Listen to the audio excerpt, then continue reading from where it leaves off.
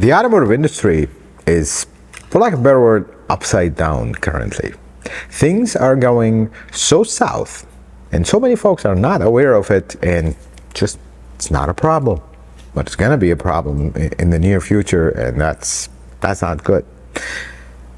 Automotive technicians are leaving this industry at an alarming rate, and nobody is really concerned by it. Well, that'll be fine. There'll be more mechanics out there, right? That's actually not the case. And this has been going on for some time, but it's becoming so bad in 2025 that the effects are right around the corner. Let's get into the video and talk about some reasons why that is.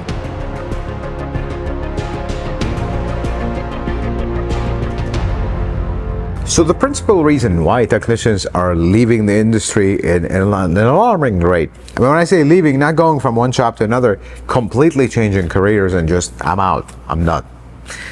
The number one reason is pay, and pay structure, more importantly than the pay itself.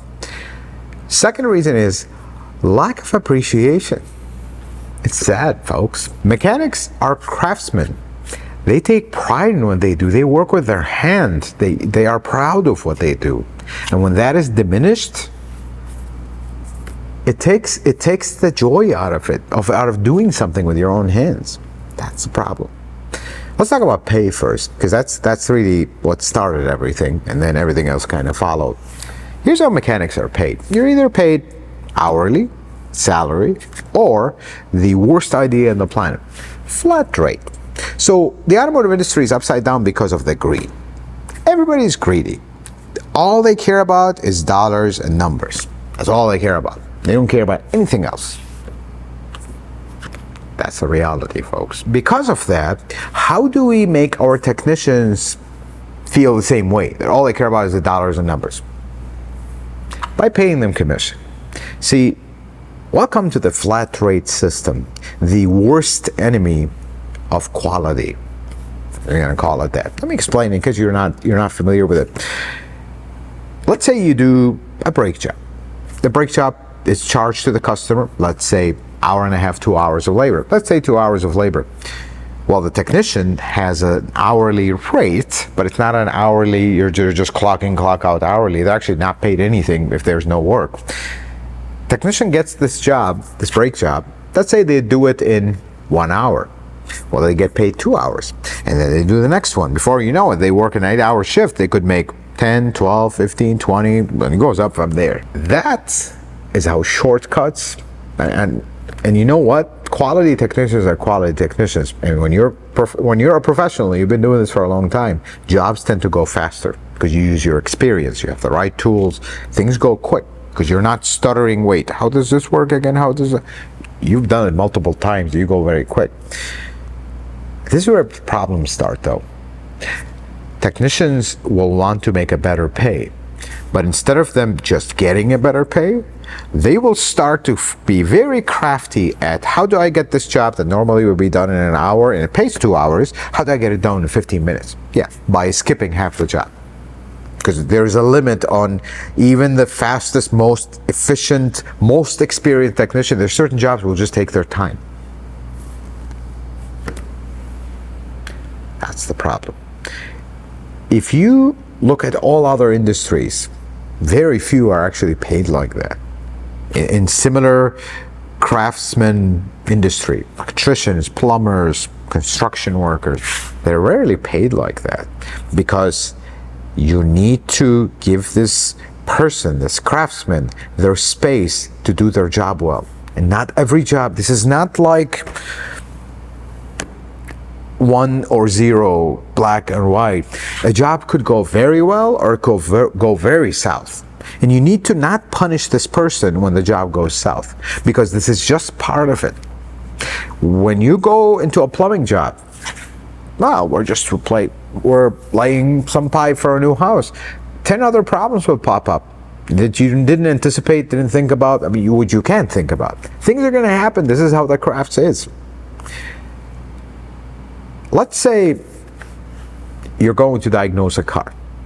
Well, usually the dealerships will charge an hour to give the technician an hour of time to really dig into it and find out what's going on. Well, sometimes it's such a complex diagnosis. What if it takes 4 hours? Do you know what happens in that case? Technician gets paid 1 hour. They worked 4 hours. After they're done with it, they get one brake job. They finish it in an hour. That's 5 hours into the day, 3 hours of pay. Then they get 3 oil changes back to back. Well, there's another barely an hour. And they go home working 8 hours, and they didn't get 8 hours paid. Would you like to work for free? That's all I'm going to ask you.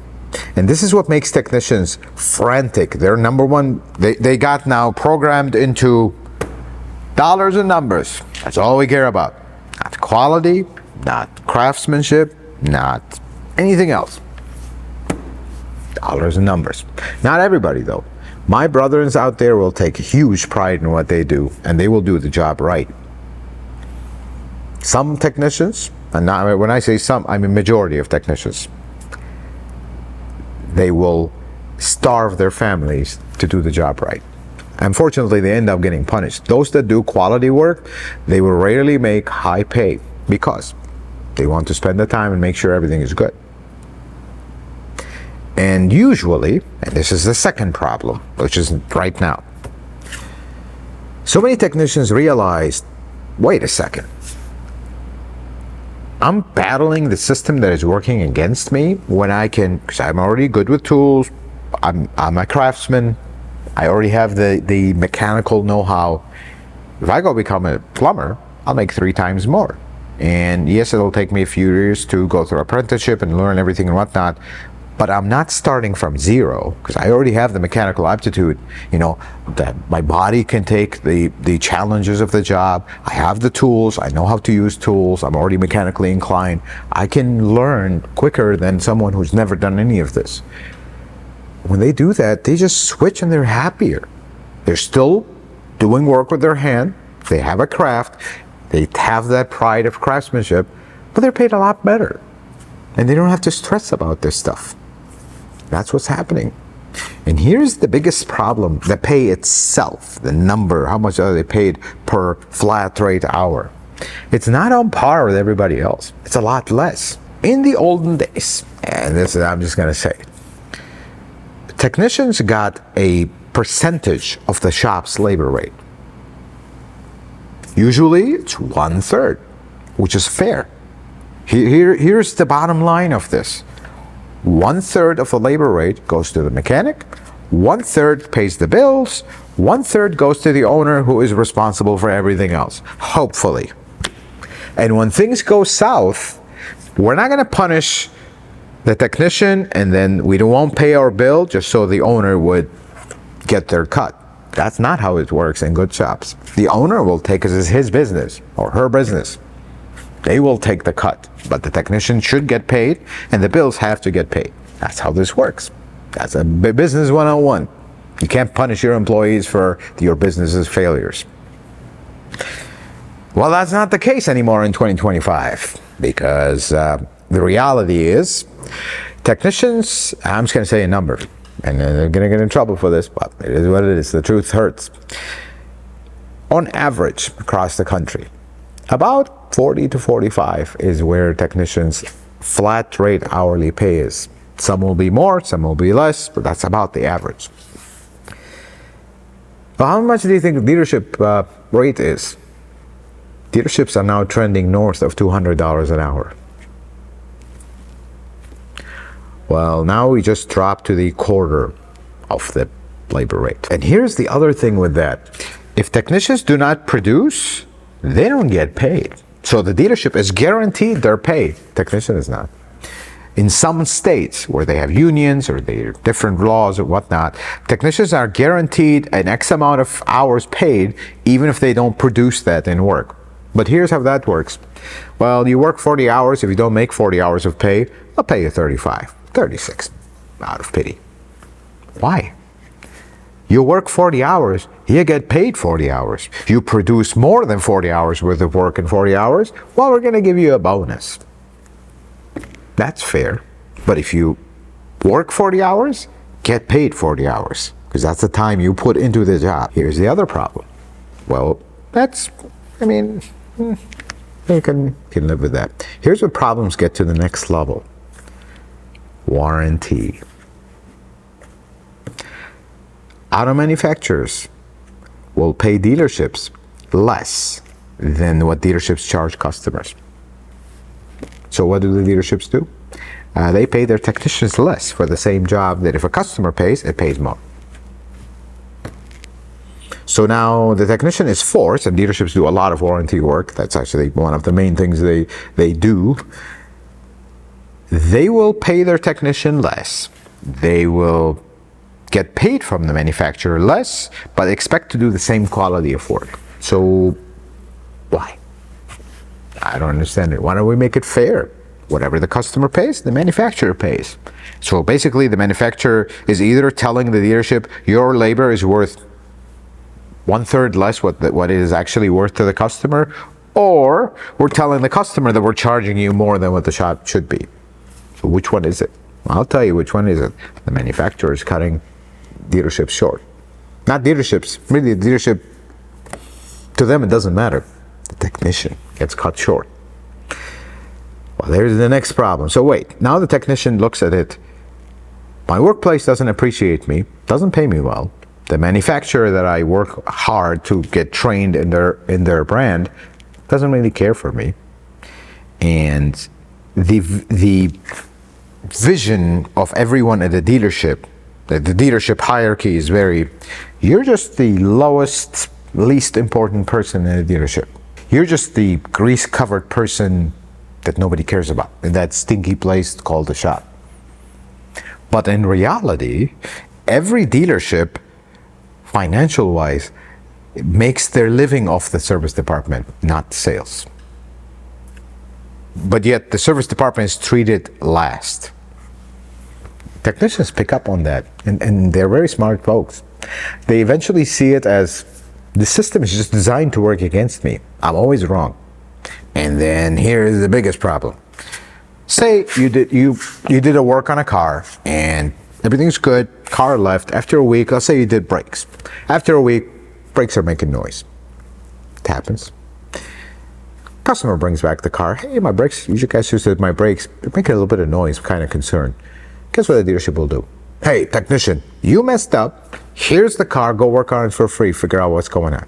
We won't pay you. So wait a second. You're paying me a very small cut from the labor rate, but I'm the warranty of labor. You see the problem there? That happens every single day at every single shop and dealership out there. The technician always gets punished when something goes wrong. There's a saying in the automotive industry, internal within technicians, it doesn't matter the 1,000 things you do right for the workplace, they will always punish you for the one you do wrong. That's how it usually goes. Because in addition to you having now to figure out what's wrong with this car again, after you just touched it and you messed it up and all the berating and everything and the disrespect and belittling, you have to not get paid to fix it. And you know what? We're humans. All technicians make mistakes. Nobody's immune from that because it makes us human for a change. But they get punished for that by not only losing pay, but the disrespect, belittling, demeaning of the management when it just comes down. You messed up. You're horrible. You're skillless. You can't do anything right. After the same technician did 1,000 things right. That's the problem. This is where it has been brewing to a point where technicians no longer want any, I want out. This is not worth it. Dealerships don't pay well, shops don't pay well. The flat rate system is destroying this industry from the inside out. Manufacturers do not really appreciate the craftsmanship and the hard work that goes behind cars. The technician is the warranty of labor. And on top of all that, I can just switch to a career very similar to mine and get paid twice more and be very well respected. Because I'll tell you one thing, not a lot of people disrespect electricians, craftsmanship, plumbers, craftsmanship. Construction workers' craftsmanship, not a lot of people disrespect or distrust that. They don't have a reputation of being horrible. Mechanics, on the other hand, they always do. Some of it is self-induced, I agree. But equally as there are bad mechanics, there are bad plumbers, bad electricians, bad every other craftsmanship. See what I mean? Folks, we are heading into very uncertain times because this is where I'm going to feel old. Just gotta say. The younger generation is less interested in cars than few generations past. And that's just times change, interests change. Because of this lower interest into cars, lesser younger folks will be attracted towards the automotive industry. Which I get it. They're not interested in cars. You're not gonna. All of us started working on cars because we love cars from when we were little kids. Myself included, and every single technician out there. Nobody just didn't care about cars and says, oh, I'm going to go become a mechanic. No. It starts with the interest in cars. And even those who are interested in cars. I mean, when you're young and you want to get into a career, the first thing you're going to do is you're going to find someone you know within your family, friends, church, whatever the case may be, who is in that industry. You're going to ask them, hey, I'm interested in this industry. Can you give me some leads? Do you know what happens when you ask mechanics? Most mechanics. What would you say to a youngin who's interested in getting into the automotive industry? You know what most mechanics will tell them? Run for your life. Go become a plumber, electrician. If you want to work with your hands, if you like cars, make it a hobby on the side, but never enter this bad industry. That's what they'll tell them. And I don't blame them. Because the path to become a technician is a very rocky one, even with education. You basically start at the dealership, changing oil, mistreated, not trusted with anything, at minimum wage. That's how that starts. And all these ways and greed of everybody involved is leading to the biggest shortage of automotive technicians ever. You will find all kinds of technicians looking for work, but quality ones, far and in between. And here's what ends up happening to those quality technicians. That's why they're not available. Even if you pay them top dollar, the best pay and the best work environment, they're just not interested, because for them, if I'm going to move from where I'm at, I'm going to change my career. I don't want to do this anymore. Because good technicians in a weak shop is a problem, because they're going to end up, you have 4 technicians in the shop. 3 of them they can't diagnose things. They're very juniors or entry level, or they're not really skilled, because the shop had to hire who can hold a wrench. That one guy that is good gets punished. He ends up with every single problem. And if it's flat rate, there goes dinner for the family. That's the problem. And that happens at every single dealership shop over and over and over when you have flat rate. That flat rate thing, I lived it the majority of my life. It is the #1 stress of technicians. Because why am I working 40 hours without a guarantee of 40 hours? That's the problem. I mean, think about it. How would you feel if you work 40 hours and you only get paid 35? I'll pay is 36 for good measure, just to give you some charity. Why? The pay amount, that's a different story. But pay me my time that I invested. I mean, I'm there ready to work. If you don't have the work, that sounds like you need to work harder on getting more customers through your door, not punish me by not paying me my time here. I'm here ready to work. Where's the work? That's a problem. In my opinion, and this is something I actually apply in my shop, I pay my technicians a salary. I don't count their hours, and you were 5 minutes late, I'm going to dock you. Don't do that with technicians. And here's the other thing. I don't make my technicians feel bad when they make a mistake. Because you know what? We're all humans. And plus, shops are a professional work environment. There's something everybody yells in a shop. We don't yell in our shop, so I don't allow it. We're all professionals. We have a problem, we're going to sit down in a calm environment. Everybody's going to lay their cards on the table, and we're going to find a solution, because the blame game does not get us anywhere. And that's another problem with how technicians are treated. They're always blamed for things. Blame does not get us anywhere. Solutions do. If technicians makes a mistake, my number one priority, I own a shop, I'll tell you this, my number one priority is everybody okay? Is anybody hurt? I don't care about the car, I don't care about the equipment. People first. Is anybody hurt? After that, what happened? Let's understand what happened. Is there something we could have done differently to make the situation better? If there is, let's try that. And let's move on with our lives. Fix the car and move on with our life. If there isn't something we could do to avoid that, it just things do happen like that, well, I'm glad everybody's okay. Now let's fix it and move on with our life. Get back to the same thing. There's no need to yell, demean, belittle a technician for making a mistake. They already feel bad to begin with because it hurts their pride of craftsmanship. And I get it. I've been there. I understand how that works. But that's not the case everywhere. There are some really good shops out there. There's some even bad shops that treat their people well, but every shop is different. But treat your technicians with respect, because they are craftsmen that do a fine job. The bad ones are bad ones, that's a different story. But this way of treatment have got us to where we are. And folks, this is how this is going to affect you, unfortunately, coming up very soon. You want to fix your car? 6 months wait. What do you do and your family do in the meantime? Your car is broken down or something catastrophic, or it's not safe or something like that. Well, I wish we would have done that 10 years ago when this whole thing was about to start. That's a problem. Folks, I'm going to say this on behalf of my brothers who I love and respect. Bad ones are bad ones, but that's not the majority. The majority are very hardworking, talented craftsmen who, some of them, I am proud and just privileged to have been able to get to know in my career. We're hurting, guys. Technicians are hurting, and it's not fair. It's not a fair work environment. And that's the God honest truth, folks. So next time you see a technician, a mechanic, that are good, that you know they are good, shake their hand, because things are tough in this industry, folks. This is a very tough industry, and they are leaving left and right, and I get it. I get it.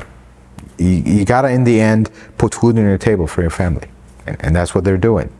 But the byproduct of that is, unfortunately, we may come to a point where a little repair takes 6 months to get in to see somebody, because, you know, what good is that big, beautiful building that has 50 bays in it if there's only 2 technicians working, and they can only do so much a day? That's a problem, folks. I just wanted to share it with you because this industry is headed into a very tough spot pretty soon in the future, and if this video helps a little bit bring awareness to that, for my brothers, for my behalf, on the wonderful guys that I have working in the shop here, I hope it serves a purpose. I hope you guys are not aware that there's a big problem in this industry. Folks, I hope this video was helpful, informative. I hope you learned something new. If you like it, consider giving it a thumbs up. If you're not a subscriber, consider subscribing to the channel. Check out some of the videos. Until the next video, folks, may the Lord bless you and keep you, and you have yourself a wonderful day.